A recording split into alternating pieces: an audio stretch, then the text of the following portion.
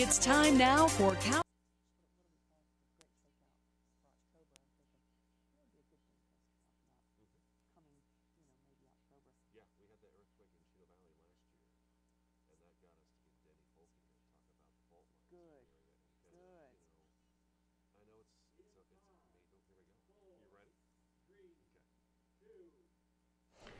Welcome to Countywide. I'm Paul David. Very good to have you in studio today. We've talked a lot about the Yarnell Hill fire and the Dose fire and the events that took place. We've had a lot of folks in studio to talk about those events. Trudy Thompson Rice is the Communications Director for the American Red Cross Grand Canyon Chapter, and she is in studio today. Welcome. Thank you for having us. It is very good to see you. Thank you for driving up from Phoenix this morning to be here with us. Thank you. I appreciate your time. You were at the Dose fire and the Yarnell Hill fire, and I would like to just kind of start out and have you tell what you saw and your reaction to the events that took place here in Yavapai County in June and July. Red Cross has been extremely busy. We have been busy. This is what we train for. It's what we recruit volunteers for. We're ready for, but it was still an overwhelming last couple of months. We came to the Dose fire, I don't even remember the date. Right. But we're here a couple of weeks with that over at Yavapai College. Yavapai College was an amazing host for our shelter, for our volunteers. And just as we left there, we went to another fire over in Payson, in Rye, actually. The bicycle fire. The bicycle fire. And then before we knew it, we were back at Yavapai College for the Yarnell Hill fire. And it was heartbreaking. All our fires are, but this one particularly, because of the deaths of the firefighters. Right. Now tell me your job when you were up here for the, let's focus pretty much on the Yarnell Hill fire. That one was truly tragic. What was your kind of role when you were up here for the Red Cross, and how did you help the public out while you were here? What did you see? My role for the Red Cross is to manage communications, to get information out to people who need it about how to get to a Red Cross shelter, where it is, what we can do for them to help them. And we had media from all over the world calling. This story touched the hearts all around the world. We did interviews with BBC, Australia, Japan, Korea, South Korea, Germany, and then Canada, and all over the U.S. as well, CNN, because people wanted to know what was going on and how they could help. That was always the big question. How can we help you? We found that too. Did you? Yeah, the outreach was amazing. People calling here and saying, okay, where do I make a donation?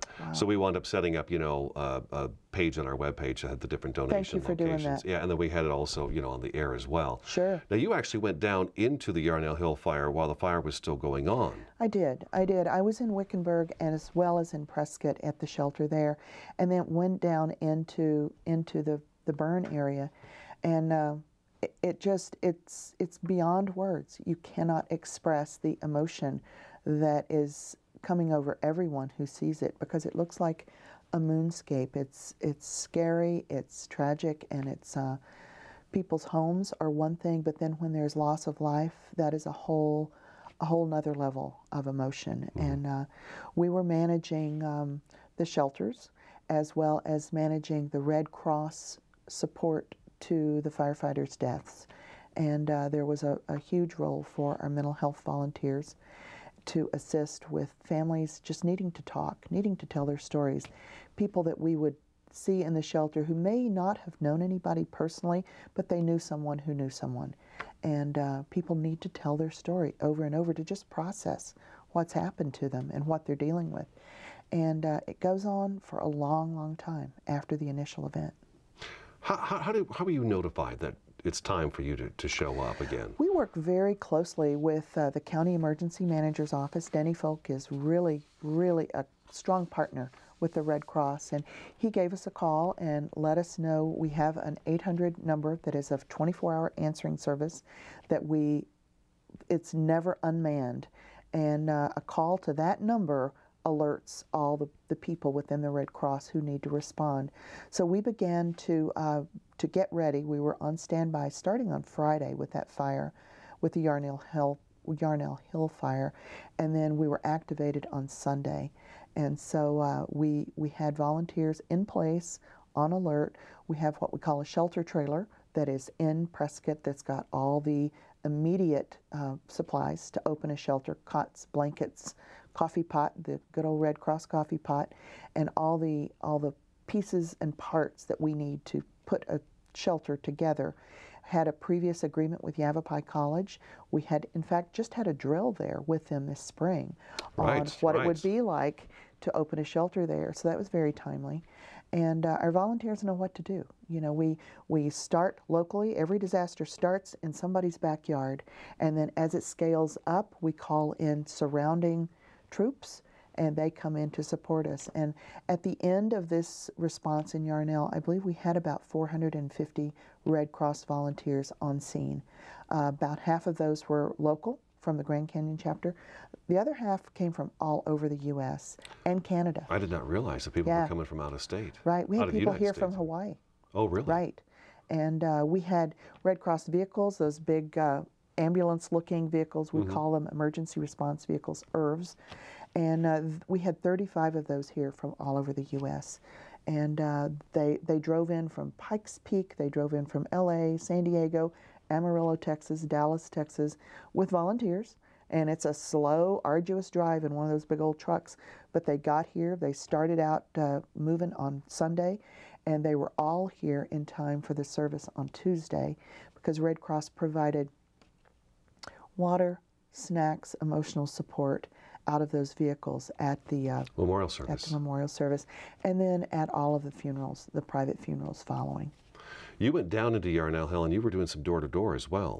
We were doing some door-to-door. I went out with what we call a search and serve mission in one of the big Red Cross trucks, and we just drove the neighborhoods. And we have a loudspeaker. Red Cross is here. Let us know if you need help.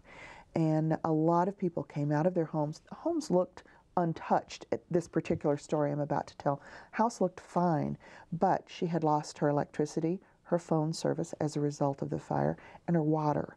And so she was in her home, she was disabled, in her home with her little dog, and was trying to figure out how she could get some help. And she had decided she was going to walk to the Community Presbyterian Church, which was probably 2 miles away in the heat, to get some help. And thankfully, we found her before she made that journey, because she couldn't have done it. Right. She was on a walker, and but she was determined to take care of herself and her little dog. So when we blew the horn and walked and drove through her neighborhood, she came out, waved at us, waved her cane, and so we went in and determined what she needed. She needed food. Her refrigerator was out, so she'd lost all of her refrigerated food. Her car had died during this. Oh my goodness. Because she had evacuated, and then coming back up the hill, it had gone out. And she was out of dog food, and she needed fresh water for herself. She needed everything. Her pet. She did. She had her medications, which was the one thing she had. So we got materials in there to her. Red Cross has coolers. We packed those with ice. We put food in it and took it into her. We got a nurse in to evaluate her to see if she needed anything else, to see if she'd had any smoke inhalation problems. She didn't. She was very fortunate. And then we got a Yavapai County Sheriff's deputy over to help her, because her door had broken and she felt unsafe during all this mess. Right. Sheriff's Department was incredible. They came right over and helped her secure that door. So it was just one of those neighbors helping neighbors. And the two guys who were with me who found her that day we were doing the search and serve, they were from Colorado, volunteers here from Colorado, and they know wildfires because they have certainly experienced them in their community. So they had gotten their wildfires under control and had come down to help us. We were driving an ERV from Pikes Peak that day. So that ERV knew wildfire. Knew how to do a wildfire because they'd done it themselves. That's amazing. Brian Gomez was the guy we spoke to mostly from the Red Cross during the fires, and he did an outstanding job, and he continues to send us information. And we've gotten some stories from Brian, some of the events that took place. And as Stephanie Gamage apparently stepped outside to water her neighbor's lawn and noticed that the air was filled with smoke. This is one of the stories Brian sent me.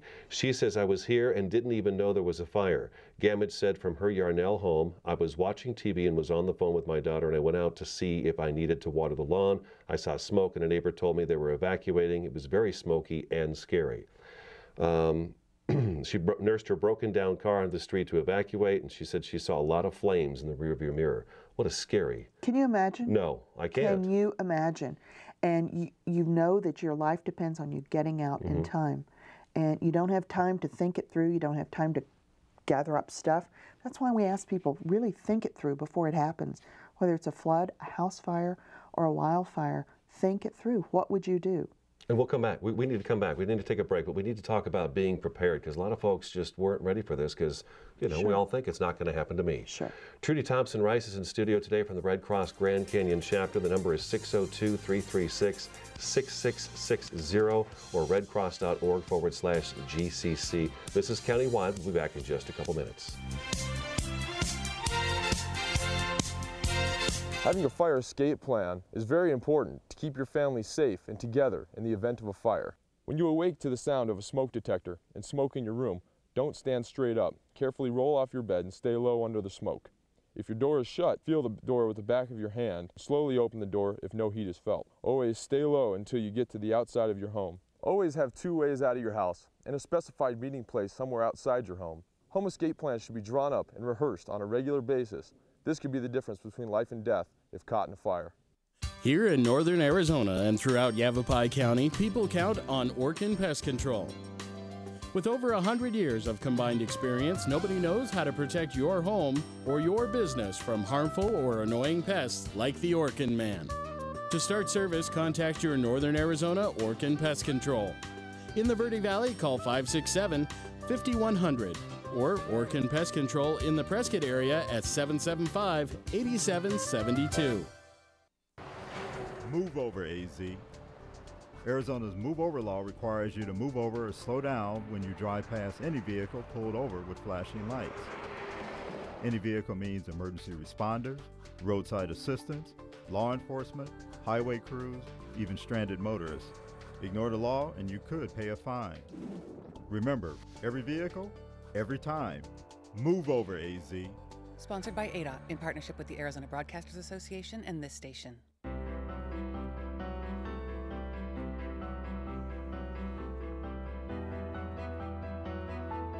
Body language can tell you all sorts of things. Like someone is having a stroke. Know the sudden signs. Learn fast. Face drooping, arm weakness, speech difficulty. Time to call 911 and get them to a hospital immediately. Learn the body language and spot a stroke fast.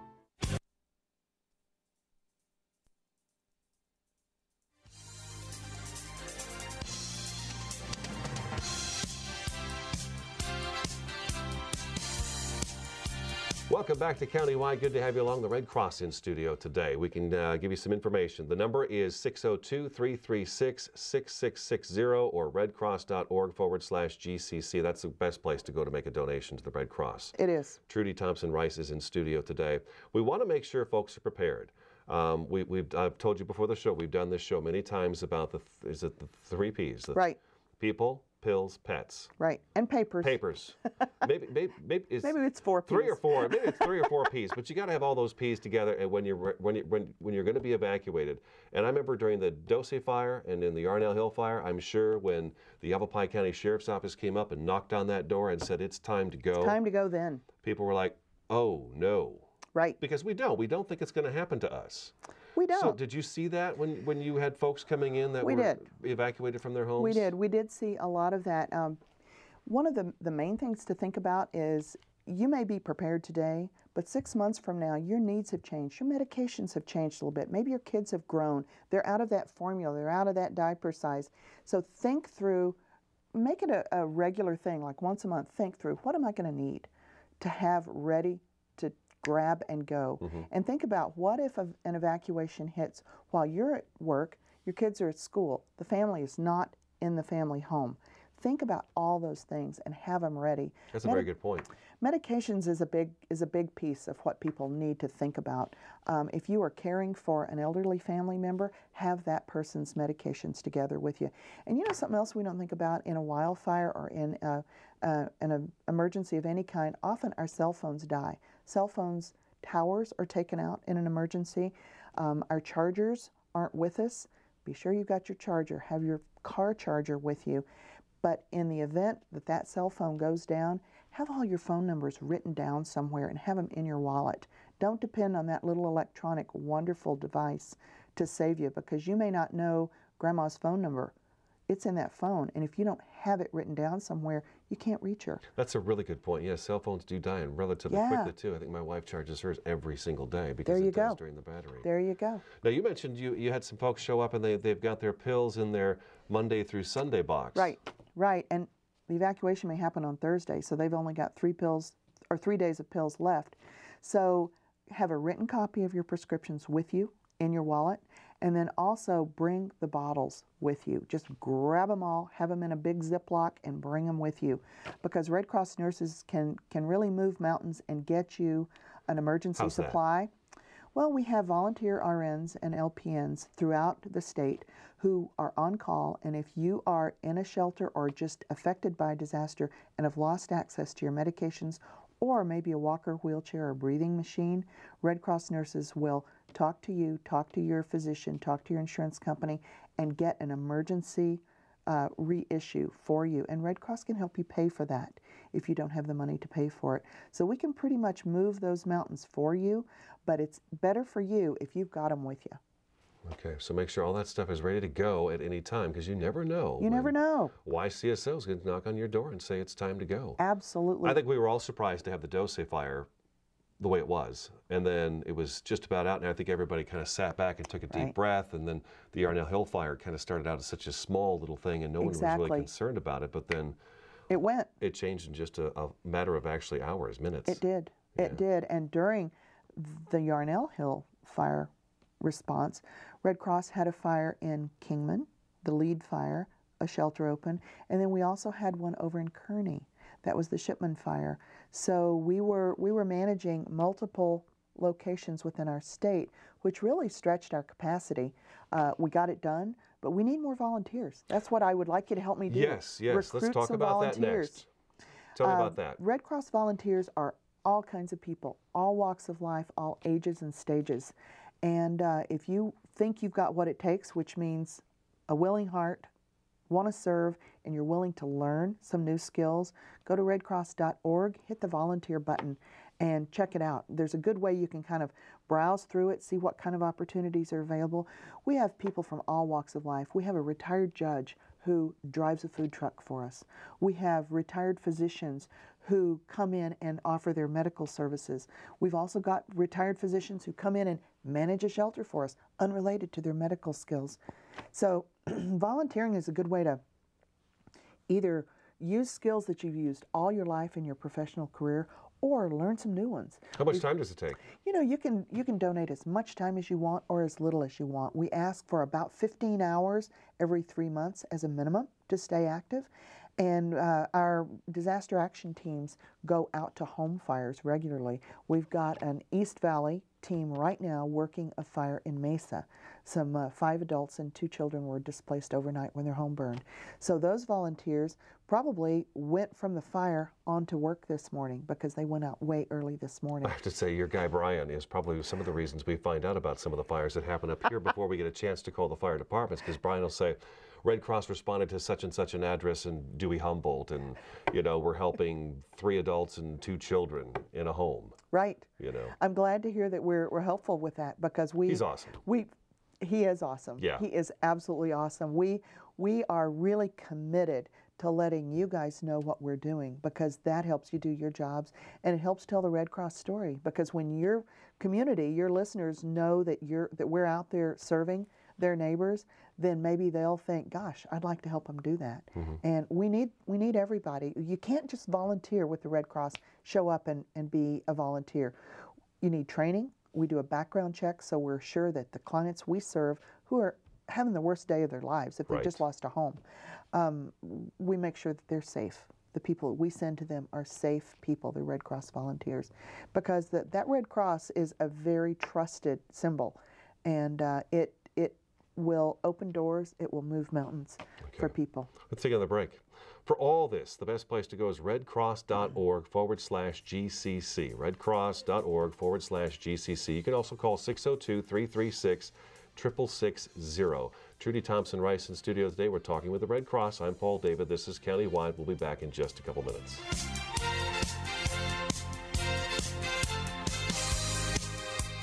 Having a fire escape plan is very important to keep your family safe and together in the event of a fire. When you awake to the sound of a smoke detector and smoke in your room, don't stand straight up. Carefully roll off your bed and stay low under the smoke.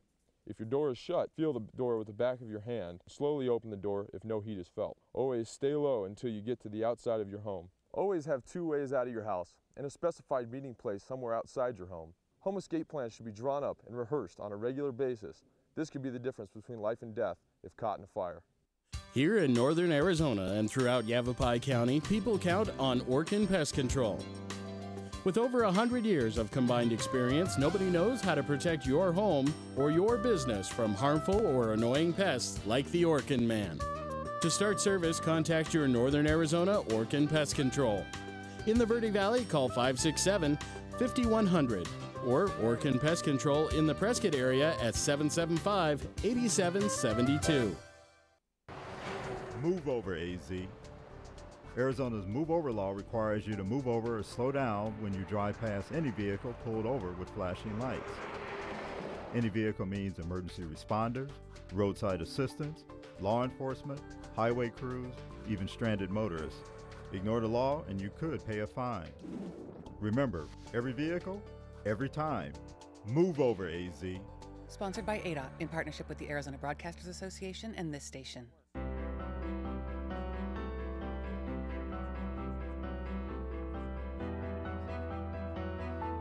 Body language can tell you all sorts of things. Like someone is having a stroke. Know the sudden signs. Learn fast. Face drooping, arm weakness, speech difficulty. Time to call 911 and get them to a hospital immediately. Learn the body language and spot a stroke fast.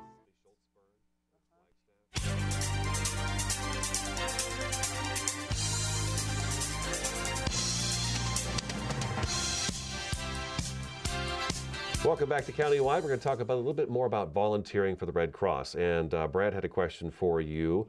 We mentioned a lot of folks, you know, they're no longer in those professions, and so they've got a lot of extra free time. Right. What about somebody like myself who still is working, you know, the 9-to-5 thing, Monday through Friday? Is there a way for me to be able to volunteer and help Absolutely. out? Okay. Absolutely.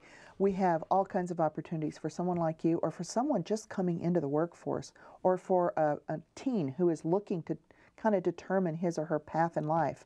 It's a great way to build a resume. Sure. So what we always tell volunteers is this is something that we want to work for you. You tell us what you want to do, what skills you want to build, and how much time to offer. I have a large group of public information officer volunteers, and most of them are working professionals. So we work our responses around their time. They work nights and weekends. They tell us when they can go on call, and when they're not on call, we don't bug them because we know that they're busy. Wow. We also have some volunteers who work through their companies with the Red Cross. A lot of big corporations will have a program where they can plug in volunteers to nonprofit like the Red Cross, and so we work very closely with companies that want to do that. Just about anything you wanted to do. I would. The Red Cross, can make it all work. these years, you're a well-oiled machine. We can make it work. And you know, if you can't do anything else for the Red Cross, roll up your sleeve and give blood. Find a blood drive close to you. That's right. You guys take blood too. Go to redcrossblood.org and plug in your zip code, and a blood drive near you will pop up. Awesome. Trudy Thompson Rice, thank you so much for coming in today. Thanks for having us. It was wonderful to see you. Number is 602-336-6660 or redcross.org/GCC. That's all we have time for. Thank you again for coming in. Thank you. I'm Paul David. That's today's Countywide. We will talk to you again next time.